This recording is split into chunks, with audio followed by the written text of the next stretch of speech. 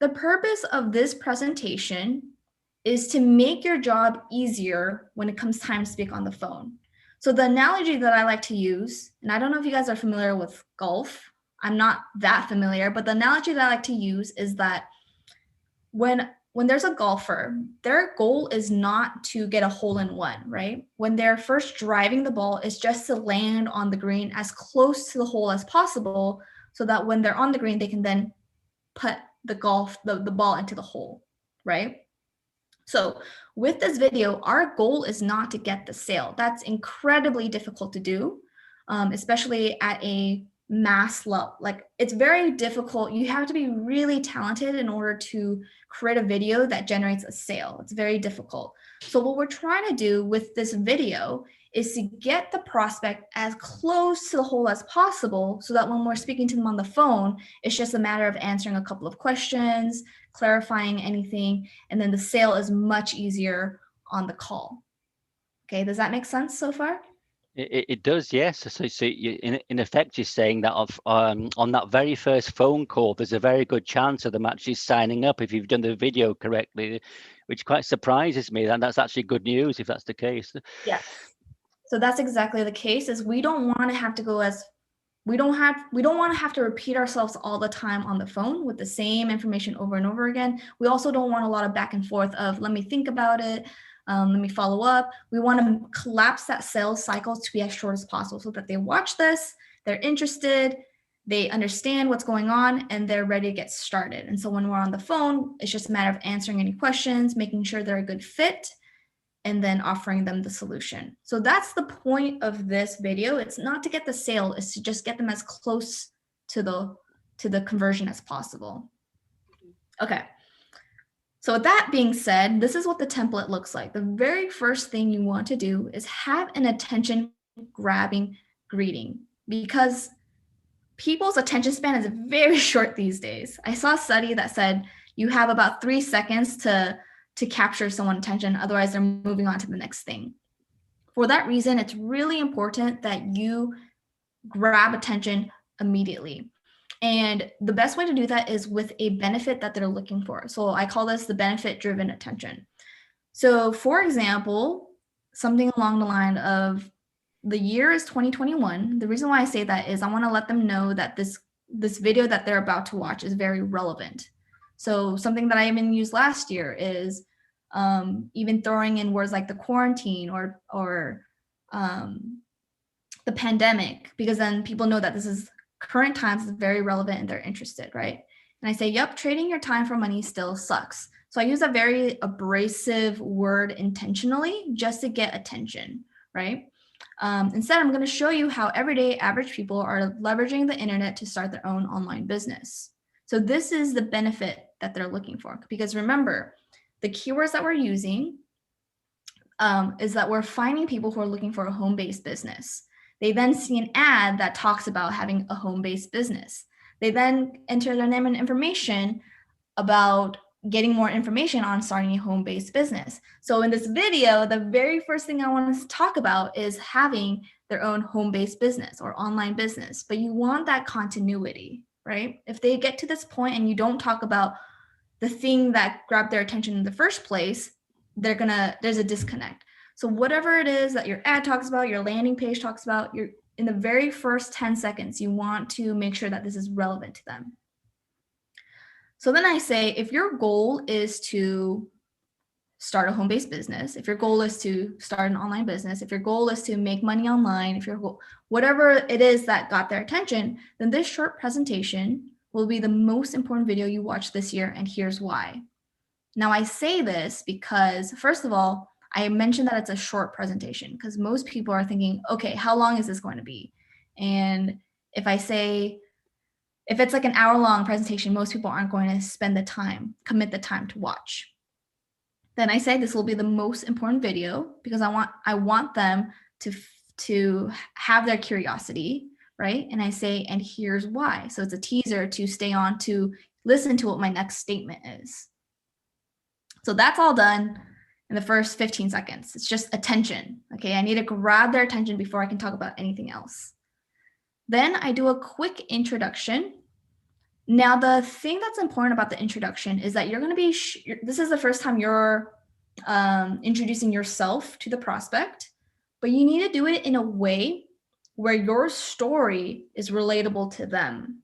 Okay, so what we're doing here essentially is we're going to be talking about their pain points, but we're going to be talking about their pain points through our story.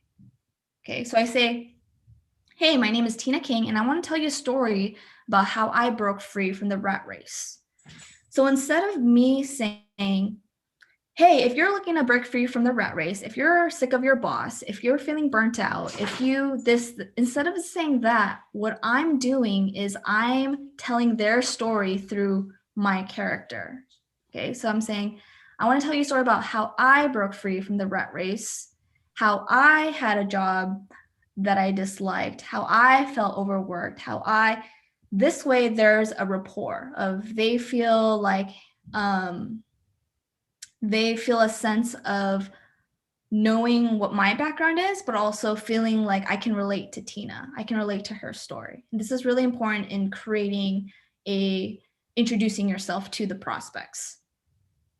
Okay, so that's a quick thing that I do is introducing the pain points that they have and then the benefit that I now have that they can also attain, right? So with a protagonist, like any story, people like to hear the journey of the struggles and the journey that a protagonist goes through in a story, and they want to be able to relate to that protagonist. So once I introduce myself, the next step is to establish video scarcity. So very quickly, I'll say something along the lines of, I'm not sure how long this presentation will be available, so make sure to watch it now while it's still up. And I just do that because a lot of times, if you don't throw that in, people will say, you know what, I'm really busy right now, but I'm going to bookmark this and I'm going to come back and watch it later. And they don't come back and watch it later. So you want to make sure that they watch it right now. Then what I do is I aggravate the problem. Okay, this is really important that, and when used incorrectly, this could seem cruel. So you want to always do it in a way where it's from good intentions, okay? So what I mean by this is that you want to twist the knife to the point where it hurts, that they feel that they have to do something about it. Similarly to that, you have to give them a reason why enough is enough. So when you aggravate the problem, I talk about my story again, about how I was burnt out, and I use an example of what made me feel burnt out, of how I was overworked, how I was underpaid. So this requires you to intimately understand what your prospects are going through. Okay, if you don't understand what's motivating them or what pain points that they have, it's going to be really difficult to aggravate the problem. So when it comes to marketing, sales, all of this, it always comes down to how well do you know that person and what's going on in their life. And you want to be able to articulate that back to them through your story. Okay. So once you've aggravated the problem and they feel like, yes, this is all the things that I'm tired of doing, these are all the things that I'm going through, and enough is enough, you want to present the solution. So the solution it should be a concept. For example, I can say something along the lines of, thankfully, I stumbled upon the concept of residual income. Or thankfully, I stumbled upon network marketing. Or thankfully, I stumbled upon a clever way to make money from home, right? So you want to present a solution, and then the next step is to educate. So once you present the solution, you have to then explain how it works, right? So if I say, but thankfully I stumbled upon network marketing, for someone who's never heard of that, they're gonna have no idea what that is. So what I want to then do is educate what it is and how it works. And you want to do this, and you want to break it down into 3 simple steps. So for example, there's a lot of steps to start your own home business. There's a lot of steps, but you want to break it down into 3 steps that makes it easy to consume, right? So for example, I'll say something along the lines of, the very first thing you need is a product that practically sells itself. and then I'll explain why that is. The second thing that you need is then a group of people who are eager to consume this product. The third thing you need is a proven mentor who's been there and has already done what you want to achieve. So those are 3 examples. I could use other 3 types. What you want to do is make it appear as if it's simple. You know, you have this 1, 2, 3, and it makes logical sense of why you would need those things and why, if you had those 3 things, anyone could be successful. So after you've explained it and it makes sense, they feel like, okay, I understand how it works and I understand how I could potentially do this. That I then go into what I call the what now transition. So what I say at this point is I want to eliminate all the tire kickers. So they've already received value, whether they're going to work with me or not. They already consumed the content. I positioned myself in a good light, but now I want to get rid of the people that I don't want to spend time with on the phone. Okay. So what I'll say is, if this made a lot of sense to you today, what I'm offering is a free mentorship call. Now I only have, and I'll add scarcity. I'll say I only have 10 spots available, which is true. I only take 10 phone calls per week. So I'll say add some kind of scarcity, and I'll say, but this won't be for everyone. If this is you, please do not apply, right? And then what I'll do is I'll eliminate the people that I don't want to speak to. So maybe, for example, I'm on the phone and I notice that a lot of people don't have the funds to get started or don't want to invest to get started. So in this segment right here, I'll say, look, there will be a cost to get started, to start your own business, but it won't be hundreds and thousands of dollars like it is to start your local McDonald's franchise. But it will be a couple $100s. So if you don't have at least $100 in your savings right now, this won't be for you, right? So that way people know, okay, this is going to cost money. If I don't have at least $100, I'm not interested. You know what I mean? This is how you weed out the tire kickers. So then that's what I just do. I just think about all the objections that I get on the phone, all the people that I don't want to speak to on the phone, and I include that in this section. So another thing that I get is people on the phone will be like, oh, I'm thinking about it, and there's no sense of urgency. So something that I'll add in this section is, if you're not looking to solve this problem right now in this instant, please do not apply. I only want to work with people who are ready to get started today, right? So this presentation is an ongoing thing that you work on, because you want this presentation to work in continuity with your phone. So what you notice on your phone call, if you notice that some people are booking an application with you that you don't want to speak to, then you tweak this presentation to weed out those people, right? Or if maybe you say something on the sales call that you find is attracting the wrong person or is attracting the right people, you want to come back, tweak this, and attract more of that person or repel more of a certain type of person, right? So that's what I do in the what now section, is I use that as a way to repel the people that I don't want to speak to. So at that point, after I've done that, then I have a call to action. So I say, if you're still here with me, then what you can do now is there should be a button below this video that says apply now, or I think it's schedule a call now. Click that button, select a date and time that works best for you. And after you submitted that, there's going to be an application to fill out.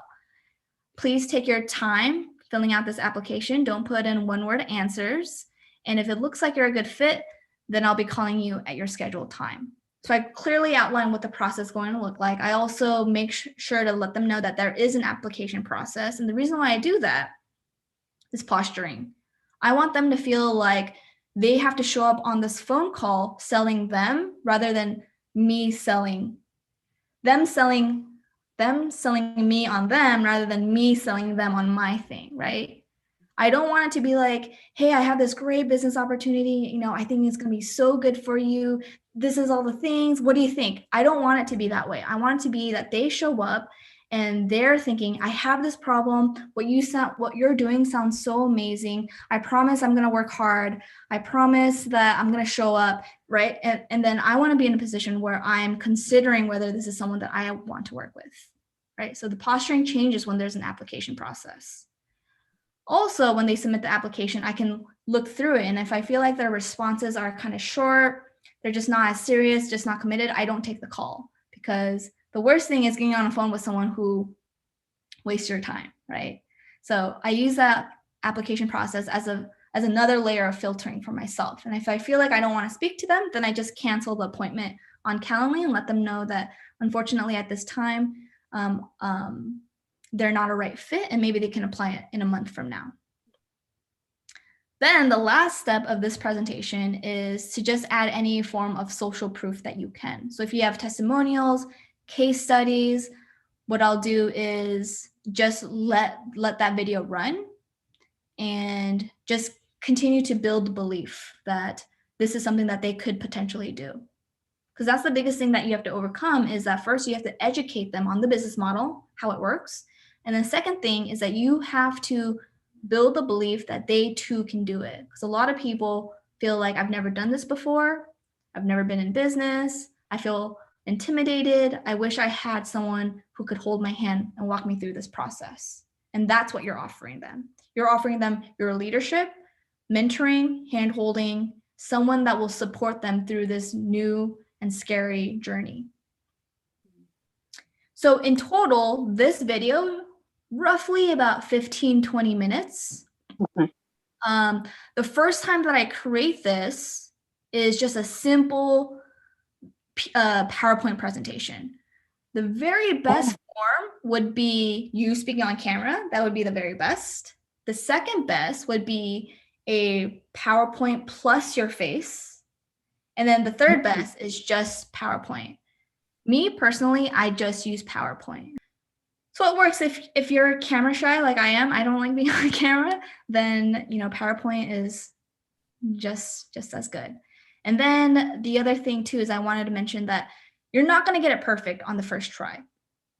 You put out what you think would do the best, and then once you get on the phone, you're going to learn very quickly what messages resonate, because they're gonna tell you. They're gonna say, oh, this part really spoke to me. Or you're gonna find that a lot of people have the same recurring objection, and then you're gonna think, okay, I need to include this in the video, because again, the purpose of this video is to do a lot of the heavy lifting, so that by the time you're on the phone with them, it's just an easy putt, right?